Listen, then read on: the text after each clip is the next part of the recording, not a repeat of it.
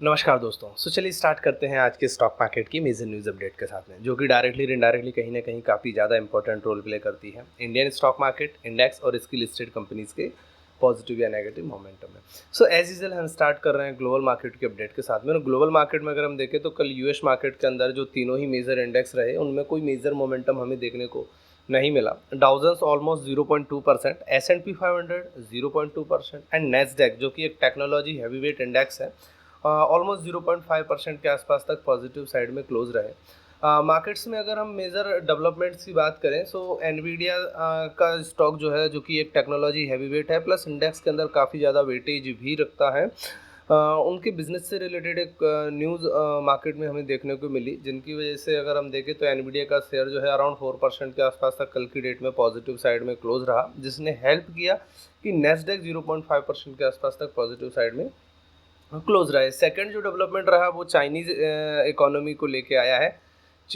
जैसे कि हम चेक ही कर पा रहे हैं कि चाइनीज़ इकोनॉमी जो है आफ्टर कोविड लॉकडाउन 2020 के बाद से काफ़ी ज़्यादा स्लम्प हुई है। काफ़ी ज़्यादा इकोनॉमिक एक्टिविटी एंड काफ़ी ज़्यादा इकोनॉमिक टर्बुलेंस चाइनीज़ इकोनॉमी को फेस करने पड़े हैं, जिसकी वजह से time to time Chinese economy downside की ओर जा रही थी। ये भी गवर्नमेंट ऑफ चाइनीज़ जो कि वहाँ की गवर्नमेंट है वो भी फोकस करने वो इस तरह के मेजर्स लेने की कोशिश कर रहे हैं कि चाइनीज़ इकोनॉमी को वो रिवाइव कर सकें। इसी से रिलेटेड चाइनीज़ इकोनॉमी में कल की डेट में एक स्टिमुलस पैकेज जो कि पिछले 4 सालों का बिगेस्ट स्टिमुलस पैकेज है इकोनॉमी को सपोर्ट करने के लिए गवर्नमेंट ऑफ चाइना की ओर से फंड्स कुछ स्पेशल पैकेजेस प्रोवाइड किए गए हैं, जिससे कि चांसेस हैं कि शायद चाइनीज़ इकोनॉमी जो है रिवाइव कर सकती है।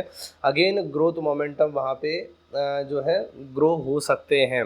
इस होप की वजह से भी अगर हम देखें यूएस के जो माइनिंग स्टॉक्स रहे उनमें कल काफ़ी अच्छी तेज़ी देखने को मिली एंड चाइना के बहुत सारे स्टॉक्स जो कि यूएस मार्केट पे लिस्टेड हैं उनमें अराउंड 10 to 15% तक के आसपास तक की ग्रोथ देखने को मिली, जिससे कि ओवरऑल मार्केट में थोड़ा सा पॉजिटिव सेंटिमेंट बना है।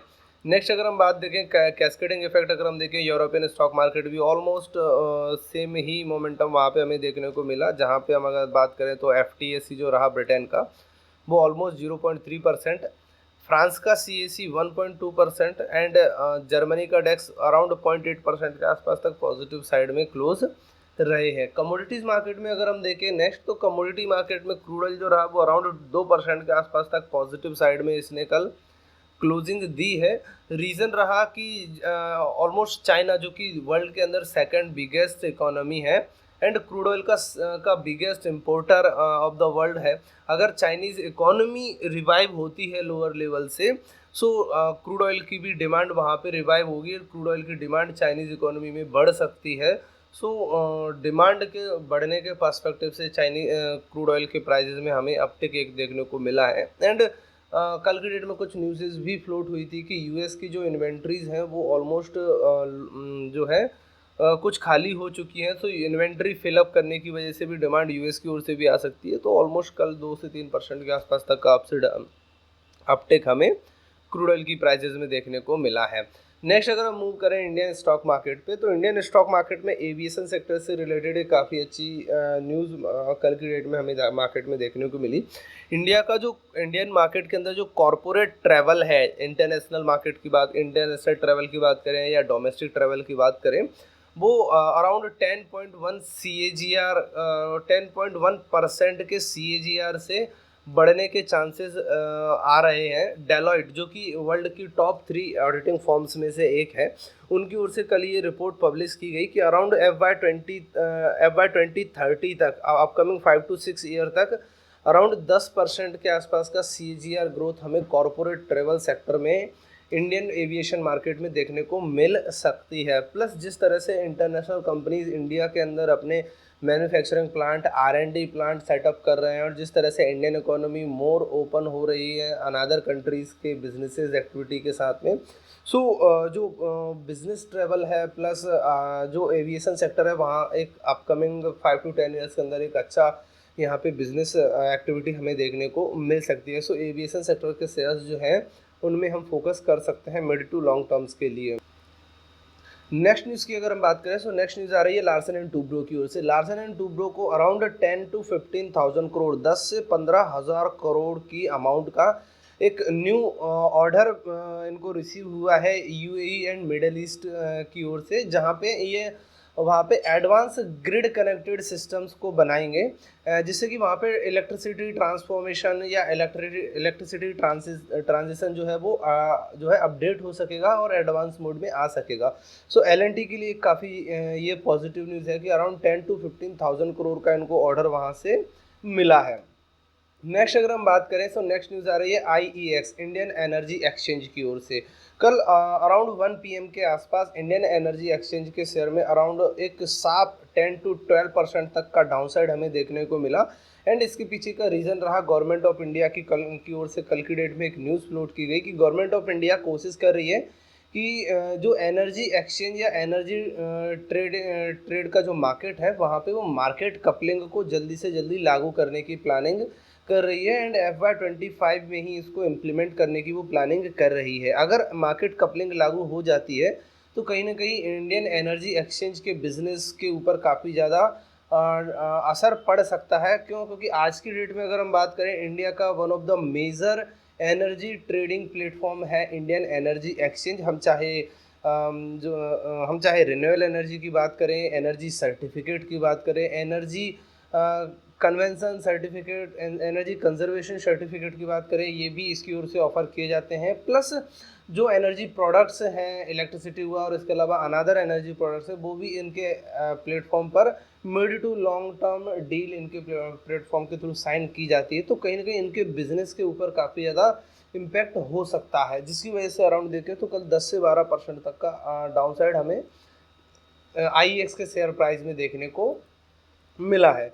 नेक्स्ट न्यूज़ अपडेट की अगर हम बात करें, तो वो आ रही है ईज़ माई ट्रिप की ओर से। ईज़ माई ट्रिप के जो प्रमोटर हैं, उनकी ओर से जो है सितंबर 25 आज की डेट में एक ब्लॉक डील साइन की जा रही है, जहाँ पे अराउंड 580 करोड़ रुपीस की वर्थ के शेयर्स जो है मार्केट में सेल आउट करेंगे ब्लॉक डील के थ्रू 38 रुपीज़ की प्राइस पे। एंड कल की क्लोजिंग अगर हम देखें तो 40.99 अप्रॉक्स 41 रुपीज़ की प्राइस के आसपास इनकी कल क्लोजिंग हमें देखने को मिली है। इस डील के अंदर ये अराउंड 8.5% की अपनी होल्डिंग जो है वो ब्लॉक डील के थ्रू सेल करेंगे। एंड इसमें जो बायर्स रहेंगे वो कुछ इंस्टीट्यूशनल इन्वेस्टर्स या इंस्टीट्यूशनल बायर्स रहेंगे। सो इस तरह से अगर हम देखें तो यहाँ पे प्रमोटर अपनी हिस्सेदारी घटा रहे हैं। फंड्स बिजनेस में कुछ नीडेड हैं उसकी फुलफिलमेंट के लिए। प्लस इस तरह से अगर हम देखें तो अगर कंपनी के प्रमोटर अपनी होल्डिंग सेल कर रहे हैं तो वो कहीं ना कहीं कंपनी के लिए एक लॉन्ग टर्म के व्यू से नेगेटिव रहता है। सो देखते हैं मार्केट ऐसे किस तरह से लेता है। नेक्स्ट न्यूज़ अपडेट की अगर हम बात करें, सो वो आ रही है डेल्टा कॉर्प की ओर से। डेल्टा कॉर्प जो है अपने बिजनेस में डीमर्जर करने की वो प्लानिंग कर रहे हैं और इसके लिए उनके बोर्ड की ओर से उनको अप्रूवल भी मिल गया है। न्यू लिस्टेड एंटिटी जो रहेगी वो डेल्टा पेनलैंड रहेगी।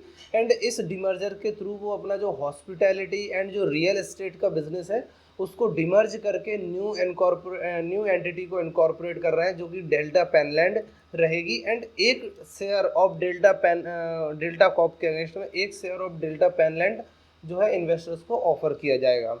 इसके बाद अगर हम बात करें नेक्स्ट न्यूज़ अपडेट की, तो नेक्स्ट न्यूज़ अपडेट आ रही है फ्यूचर एंड ऑप्शंस कॉन्ट्रैक्ट, जो कि बैन की कैटेगरी में है 25 सितंबर 2024 की ट्रेडिंग सेशन के लिए। इस कैटेगरी में अगर हम देखें तो Hindustan copper and IEX Indian energy exchange के जो कॉन्ट्रैक्ट्स हैं उनको न्यूली ऐड किया गया है।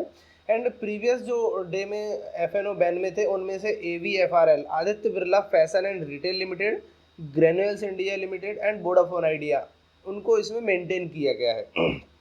Means Hindustan copper, IEX, Aditya Birla fashion and retail limited, granules India limited, Vodafone Idea, इन स्टॉक्स के फ्यूचर एंड ऑप्शंस कॉन्ट्रैक्ट में हम 25 सितंबर को कोई भी फ्रेश एंट्री नहीं बना सकते हैं। प्रीवियस डे में जो बैन कैटेगरी में थे उनमें से Aarti industries, Biocon, Chambal fertilisers, GNFC, LIC housing finance, national aluminium company limited, Oracle financial software services limited, Punjab national bank limited and steel authority of India limited SAIL, इन शेयर्स के जो F&O contracts हैं उनको F&O ban की category में से remove कर दिया गया है। सो यहाँ पे हम न्यू एंट्रीज बना सकते हैं। सो फ्रेंड्स, यही थी आज की मेजर न्यूज़ अपडेट। चलिए मिलते हैं नेक्स्ट न्यूज़ सेशन के साथ, तब तक के लिए थैंक यू वेरी मच।